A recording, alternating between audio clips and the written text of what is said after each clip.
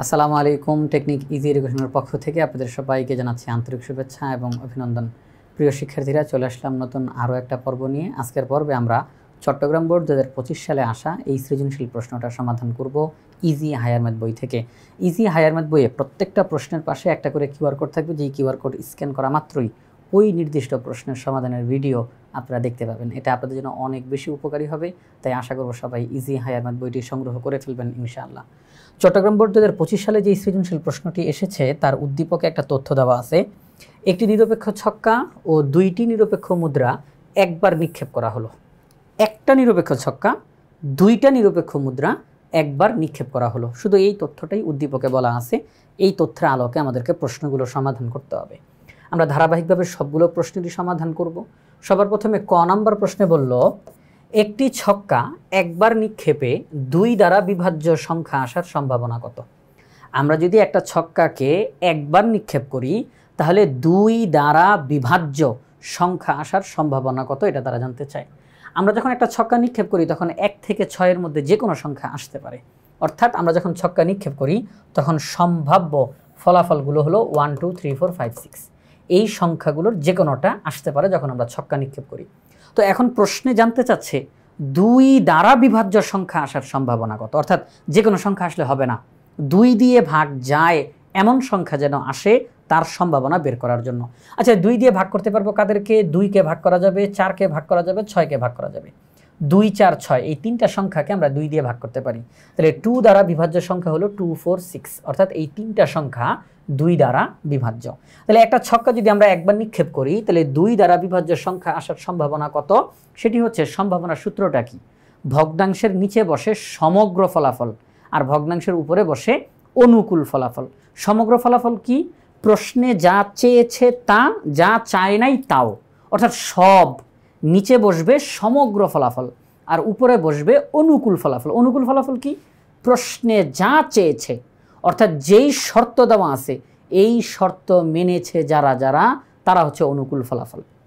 তাহলে প্রশ্নে জানতে চেয়েছে 2 দ্বারা বিভাজ্য সংখ্যা, তাহলে 2 দ্বারা বিভাজ্য সংখ্যা হচ্ছে এই তিনটা। তাহলে অনুকূল ফলাফল হিসেবে 3 বসবে আর নিচে কি বসবে? সমগ্র ফলাফল। আমরা যখন ছক্কা নিক্ষেপ করি 1 থেকে 6-এর মধ্যে যে কোনো সংখ্যা আসতে পারে, এই জন্য নিচে বসলো 6।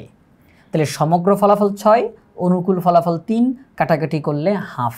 তাহলে একটা ছক্কা যখন আমরা নিক্ষেপ করব 2 দ্বারা বিভাজ্য সংখ্যা আসার সম্ভাবনা হচ্ছে হাফ। তাহলে আমরা এই ক নাম্বার প্রশ্ন সমাধান করে ফেললাম। এখন আমরা খ নাম্বার প্রশ্নের কাছে যাব। খ নাম্বার প্রশ্নে কি বলছে আমাদেরকে? খ নাম্বার প্রশ্নে বলছে, প্রবাবিলিটি ট্রি তৈরি করে নমুনা ক্ষেত্রটি লেখো। অর্থাৎ উদ্দীপকে যেই তথ্য বলা ছিল মনে আছে আমাদের সবার? একটা ছক্কা এবং 2টা মুদ্রা নিক্ষেপ করা হলো। এই যে একটা ছক্কা এবং 2টা মুদ্রা নিক্ষেপ করা হলো, এই পুরো জিনিসটাকে প্রবাবিলিটি ট্রি এর মাধ্যমে উপস্থাপন করতে হবে। এরপর নমুনা ক্ষেত্র লিখতে হবে। নমুনা ক্ষেত্র কি? যতগুলো নমুনা বিন্দু আছে সবগুলোকে আমরা পাশাপাশি কমা চিহ্ন দিয়ে দিয়ে লিখব। তাহলে চলেন আমরা এখন এই খ নাম্বার প্রশ্নটার সমাধান করি। তাহলে আমরা এখন এই যে একটা নিরপেক্ষ ছক্কা এবং 2টি মুদ্রা নিক্ষেপের যে প্রবাবিলিটি ট্রি, সেটা আমরা এখন এঁকে ফেলবো। তো চিত্রটা একটু বড় হবে, যেহেতু একটা ছক্কা এবং 2টা মুদ্রা নিক্ষেপ করা হয়েছে, চিত্রটা বড় হবে। এই যে চিত্রটা, আর অবশ্যই চিত্র যখন আমরা আঁকবো পেন্সিল দিয়ে আঁকবো, অবশ্যই এই কাজটা আমরা করব। তো এখন আমি পুরো চিত্রটা আপনাদেরকে দেখাইলাম। এটা হয়তো আপনারা যখন খাতার মধ্যে আঁকবেন পুরো একটা পৃষ্ঠাই হয়তো লেগে যাবে পুরোটাই। তো এখানের মধ্যে প্রথমে ছক্কাটা নিক্ষেপ করব। তাহলে ছক্কা নিক্ষেপের ক্ষেত্রে 1 2 3 4 5 6 আসলো। আর এই ছক্কার প্রত্যেকটা মানের সাথে মুদ্রার সম্পর্ক তৈরি হবে। ছক্কার প্রতিটি মানের সাথে মুদ্রার সম্পর্ক তৈরি হবে। ছক্কার ক্ষেত্রে আমি যদি 1 উঠে, এই 1-এর সাথে প্রথমবার যখন আমি মুদ্রা নিক্ষেপ করলাম হয় হেড উঠবে নয়তো টেল উঠবে, আমি সম্পর্ক তৈরি করলাম। যদি হেড উঠে যায় তাহলে ছক্কার 1 মুদ্রার এইচ, এবার দ্বিতীয়বার যখন আমি মুদ্রা নিক্ষেপ করব তখন হয় হেড উঠবে নয়তো টেল উঠবে। আচ্ছা, প্রথমবারই যদি টেল উঠতো তাহলে প্রথমবার টেল উঠলো, দ্বিতীয়বার হেড অথবা টেল যে কোনোটা উঠবে। এইভাবে করে প্রত্যেকটার সাথে সম্পর্ক তৈরি হবে। ছক্কার ক্ষেত্রে 1 উঠলো, প্রথমবার মুদ্রা নিক্ষেপ করলে হেড অথবা টেল, দ্বিতীয়বার মুদ্রা নিক্ষেপ করলে হেড অথবা টেল, হেড অথবা টেল। এইভাবে করে হুবহু এই একই রকমভাবে প্রত্যেকটার সাথে সম্পর্ক তৈরি হবে। ছক্কার ক্ষেত্রে 2, প্রথম মুদ্রা দ্বিতীয় মুদ্রা, ছক্কার ক্ষেত্রে 3 প্রথম মুদ্রা দ্বিতীয় মুদ্রা, এইভাবে করে সম্পূর্ণ প্রবাবিলিটি ট্রিটা আমরা তৈরি করে ফেলব। তো এটা গেল প্রবাবিলিটি ট্রি, এটা আমাদের একটা কাজ ছিল। প্রবাবিলিটি ট্রি অঙ্কন করে তারপরে নমুনা ক্ষেত্র লেখো। নমুনা ক্ষেত্র কি? যতগুলো নমুনা বিন্দু আছে সবাইকে পাশাপাশি কমা চিহ্ন দিয়ে আমরা লিখে ফেলব। তাহলে এখানের মধ্যে প্রথম নমুনা বিন্দুটা কি হবে আসলে একটু মুখে মুখে বলি। প্রথম নমুনা বিন্দু 1HH, দ্বিতীয় নমুনা বিন্দু 1HT, তারপরে নমুনা বিন্দু 1TH, তারপরে 1TT, তারপরে 2HH, 2HT, এইভাবে করে আমরা কমা চিহ্ন দিয়ে একের পর এক নমুনা বিন্দুগুলো লিখতে থাকবো। তবে মূল জিনিসটা বুঝিয়ে দিলাম, আশা করি আপনারা সবাই লিখতে পারবেন, আপনাদের সময় নষ্ট করলাম না, মূল জিনিসটা বোঝানোর চেষ্টা করলাম। তাহলে এইভাবে করে পুরো প্রবাবিলিটি ট্রি থেকে নমুনা বিন্দুগুলো আমরা একের পর এক লিখতে থাকবো, একদম সর্বশেষ আমরা এখানে চলে আসব।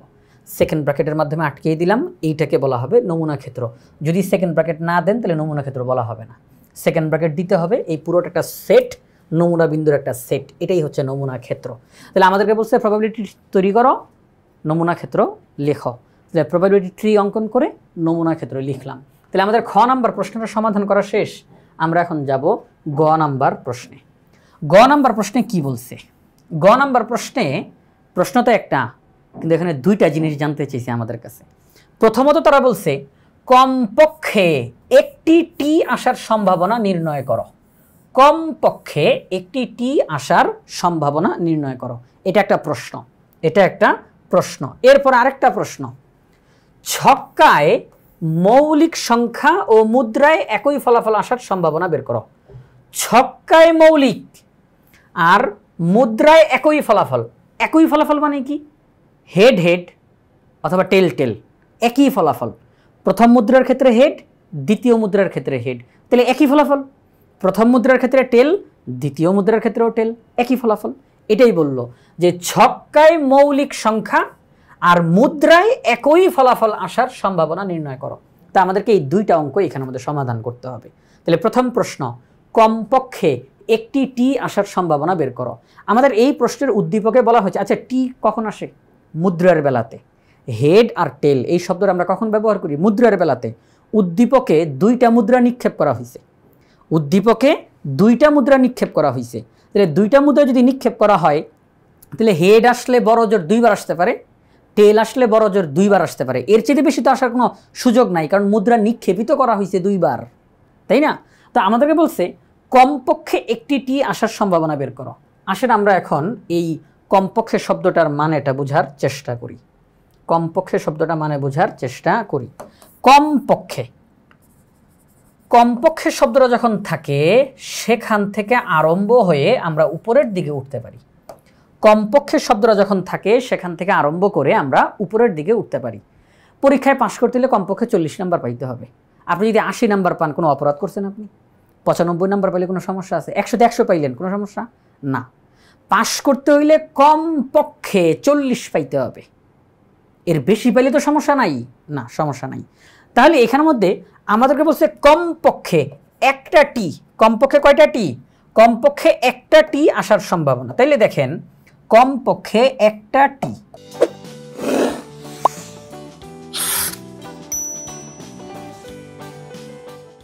তাহলে একটা টি আমার পাইতেই হবে। একটা টি এর কম হইলে হবে না, একটা টি এর কম হইলে হবে না। 1 টি, একটা টি, এটার কম হইলে হবে না। কিন্তু এটার বেশি পাইলে তো সমস্যা নাই। বেশি মানে কি? 2টা টি।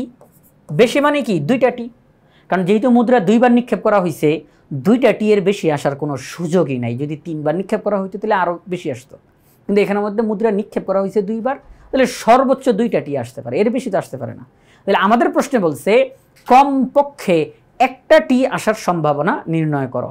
তাহলে একটা টি আমার লাগবেই, আমি একটা টি এর কম, অর্থাৎ কোনো টি নাই, কোনো টি নাই, 2টাই হেড হেড, এটা হবে না, এটা আমরা নিতে পারবো না। কমপক্ষে একটা টি আমাদেরকে নিতেই হবে। এর চাইতে বেশি যদি হয় আমরা নিতে পারবো। তাহলে একটা টি অথবা তার চাইতেও বেশি টি, অর্থাৎ 2টা টি আমরা নিতে পারবো। যদি লেখাটা এইভাবে করে লিখে দেখাই, এই হচ্ছে একটা টি, এর চাইতে বেশি হচ্ছে 2টা টি, আমরা এইগুলো নিতে পারবো, এর অন্যথা করতে পারবো না। তাহলে আমরা মুদ্রাটা যদি দুইবার নিক্ষেপ করি, দেখেন আপনাদের সামনে আমি নিয়ে আসি পুরো জিনিসটা। এই যে দেখেন, আমরা যে ছক্কা নিক্ষেপ করলাম আর মুদ্রা দুইবার নিক্ষেপ করলাম, ছক্কা নিক্ষেপ করলাম আর মুদ্রা দুইবার নিক্ষেপ করলাম, মানে দুইটা মুদ্রা নিক্ষেপ করলাম, তাহলে পুরো নমুনা বিন্দুটা আপনারা ইতিমধ্যে খ নাম্বার অঙ্ক সমাধান করতে গিয়ে এটা দেখেছেন, কথাবার্তা বলা হয়ে গেছে। তাহলে খ নাম্বার থেকে আপনি কপি করে নিয়ে চলে আসলেন এখানের মধ্যে, তাই তো? খ নাম্বার থেকে ওই তথ্যটা লিখলেন, নমুনা ক্ষেত্র, এখানে তো 24টা নমুনা বিন্দু আছে। আমাদেরকে বলছে কমপক্ষে একটা টি, তার চেয়ে বেশিও আমরা পাইতে পারি, কমপক্ষে শব্দটা যেহেতু ব্যবহার করছে, একটা টি এর কম হইলে হবে না। এই দেখেন তো এখানের মধ্যে কিন্তু কোনো টি নাই, কোনো টি নাই, এখানে তো কোনো টি নাই, একটা টিও নাই, মানে এটা 0 টি হবে না, এটা আমরা নিতে পারবো না আমাদের হিসাবের মধ্যে। দেখেন এখানের মধ্যে কিন্তু একটা টি আছে, এখানে একটা টি আছে, এখানে দুইটা টি, এখানে কোনো টি নাই, হবে না। এখানে টি আছে একটা, এখানে একটা, এখানে দুইটা, এখানে কোনো টি নাই, হবে না। তার মানে একটাও টি নাই, তাদেরকে আমরা নিতে পারবো না। তাহলে 1HH বাদ, 2HH বাদ, 3HH বাদ, 4HH, 5HH, 6HH, এগুলো বাদ। তাহলে আমাদের টোটাল নমুনা বিন্দু 24টা, এর মধ্যে বাদ পড়লো কয়টা? এর মধ্যে বাদ পড়ছে হচ্ছে গিয়ে আপনার 1 2 3 4 5 6, 6টা বাদ পড়ছে। এই 6টাকে নেওয়া সম্ভব না, কারণ এই 6টা শর্ত মানে নাই। কমপক্ষে একটা টি থাকতেই হবে, এর বেশি থাকলে সমস্যা নাই, কিন্তু একটা টি এর কম থাকতে পারবে না। এখানে একটা টিও নাই, একটা টিও নাই, এরা বাদ। তাহলে এই 6টা নমুনা বিন্দু বাদ। আমরা বলবো কমপক্ষে একটি টি আসার নমুনা বিন্দু হলো এরা। এখান থেকে বলতে পারি নমুনা বিন্দু, নমুনা বিন্দু হচ্ছে এরা। এই অনুকূল নমুনা বিন্দু 18টা। অনুকূল মানে কি? শর্ত মেনেছে, শর্ত মেনেছে, শর্ত মেনেছে এমন নমুনা বিন্দু 18টা, শর্ত মেনেছে এমন নমুনা বিন্দু 18টা। এবার আমরা সম্ভাবনা বের করব। কমপক্ষে একটি টি আসার সম্ভাবনা, সম্ভাবনার সূত্র কি? ভগ্নাংশের নিচে বসবে সমগ্র ফলাফল আর উপরে বসবে অনুকূল ফলাফল। সমগ্র ফলাফল 24টা, শর্ত মানুক না মানুক সব। তাহলে নিচে বসবে 24 আর উপরে বসবে অনুকূল ফলাফল, মানে শর্ত মেনেছে 18টা। একটা টি আসেই, একটা করে টি কমপক্ষে আসেই 18টা, তাহলে সেই 18 উপরে আমরা 6 দিয়ে কাটতে পারি, 3 6 18, 4 6 24, তাহলে 3/4। তাহলে কমপক্ষে একটা টি আসার সম্ভাবনা হলো 3/4। ওকে ফাইন, তাহলে কমপক্ষে একটা টি পাওয়ার সম্ভাবনা আমরা বের করে ফেললাম। এবার কি বের করতে হবে? এবার আমাদেরকে বের করতে হবে, প্রশ্নে বলেছিল আরেকটা প্রশ্ন, কিন্তু এখন নতুন প্রশ্ন বলা হয়েছিল ছক্কায় মৌলিক সংখ্যা আর মুদ্রায় একই ফলাফল। ছক্কায় মৌলিক সংখ্যা আর মুদ্রায় একই ফলাফল। আচ্ছা, ছক্কায় মৌলিক সংখ্যা মানে কি? মৌলিক সংখ্যা কারা কারা? 2 3 5। তাহলে ছক্কা যখন আমি নিক্ষেপ করব 2 3 5, এদেরকে আমি হিসাবে নিতে পারবো 2 3 5, কারণ এরা মৌলিক। এবার আমাদেরকে বলছে একই সঙ্গে মুদ্রায় একই ফলাফল। আচ্ছা, মুদ্রায় একই ফলাফল মানে কি? প্রথম মুদ্রায় হেড, দ্বিতীয় মুদ্রায় হেড, একই ফলাফল। প্রথম মুদ্রায় টেল, দ্বিতীয় মুদ্রায় টেল, একই ফলাফল। তাহলে ছক্কায় মৌলিক আর মুদ্রায় একই ফলাফল। ছক্কায় মৌলিক, মুদ্রায় একই ফলাফল। ছক্কায় মৌলিক, মুদ্রায় একই ফলাফল। ছক্কায় মৌলিক, মুদ্রায় একই ফলাফল। আমরা তো অঙ্ক মুখে মুখে করে ফেললাম, শেষ তো আমাদের অঙ্ক, আমাদের অঙ্ক শেষ। তাহলে দেখেন এইগুলো ব্যতীত আর কেউ কিন্তু শর্ত মানবে না। ছক্কায় মৌলিক তাহলে 2, আর মুদ্রায় একই ফলাফল, তাহলে প্রথম মুদ্রায় হেড, দ্বিতীয় মুদ্রায় হেড। ওকে ফাইন, এটা শর্ত মেনেছে। ছক্কায় মৌলিক, প্রথম মুদ্রায় টেল, দ্বিতীয় মুদ্রায় টেল, মানে একই ফলাফল। তাহলে এইভাবে করে আমরা লিখতে পারি। তাহলে সেই ক্ষেত্রে এখানে কয়টা নমুনা বিন্দু আছে? 6টা। এই 6টা নমুনা বিন্দু শর্ত মেনেছে। মোট নমুনা বিন্দু 24টা। একটা ছক্কা নিক্ষেপ করলাম, 2টা মুদ্রা নিক্ষেপ করলাম, মোট নমুনা বিন্দু 24টা। আর এখন যে শর্তটা দিয়েছে ছক্কায় মৌলিক, মুদ্রায় একই ফলাফল আসার সম্ভাবনা, অনুকূল ফলাফল 6টা, তাহলে 6/24। তাইলে আমাদের মুখে মুখে অঙ্কটার সমাধান হয়ে গেল আলহামদুলিল্লাহ। আমরা এখন এটা এখানে লিখে দিব যে ছক্কায় মৌলিক সংখ্যা ও মুদ্রায় একই ফলাফল আসার নমুনা বিন্দু, এই যে আমরা এদেরকে লিখে দিলাম এখানের মধ্যে, ঠিক আছে, লিখে দিলাম। তাহলে অনুকূল নমুনা বিন্দু কয়টা? 6টা। তাহলে ছক্কায় মৌলিক সংখ্যা ও মুদ্রায় একই ফলাফল আসার সম্ভাবনা আমরা এখন বের করব। নিচে বসবে সমগ্র ফলাফল, উপরে বসবে অনুকূল ফলাফল। 6/24 কাটাকাটি করতে পারি, 6 × 6 4 × 6 24, 1/4। তাহলে আমাদের এই গ নাম্বার প্রশ্নে যে দুইটা প্রশ্ন করেছিল, প্রথম প্রশ্ন কমপক্ষে একটি আসার সম্ভাবনা বের করো, ফলাফল 3/4। দ্বিতীয় প্রশ্ন ছক্কায় মৌলিক সংখ্যা মুদ্রায় একই ফলাফল আসার সম্ভাবনা বের করো, ফলাফল 1/4। তাহলে আগেরটা 3/4 আর এখন একটা 1/4। আমরা গ নাম্বার প্রশ্নটারও সমাধান করে ফেললাম। তাহলে এই যে প্রশ্নটা চট্টগ্রাম বোর্ড 2025 সালে আসা সৃজনশীল প্রশ্নটা আমরা ইজি হায়ার ম্যাথ বই থেকে সমাধান করলাম। আমাদের ইজি হায়ার ম্যাথ বইয়ে প্রত্যেকটা প্রশ্নের সাথে একটা করে কিউআর কোড থাকবে। স্ক্যান করা মাত্রই ওই নির্দিষ্ট প্রশ্নের সমাধানের ভিডিও আপনারা দেখতে পাবেন। এটা আপনাদের জন্য অনেক বেশি উপকারী হবে। তাই আশা করব সবাই ইজি হায়ার ম্যাথ বইটি সংগ্রহ করে ফেলবেন ইনশাআল্লাহ।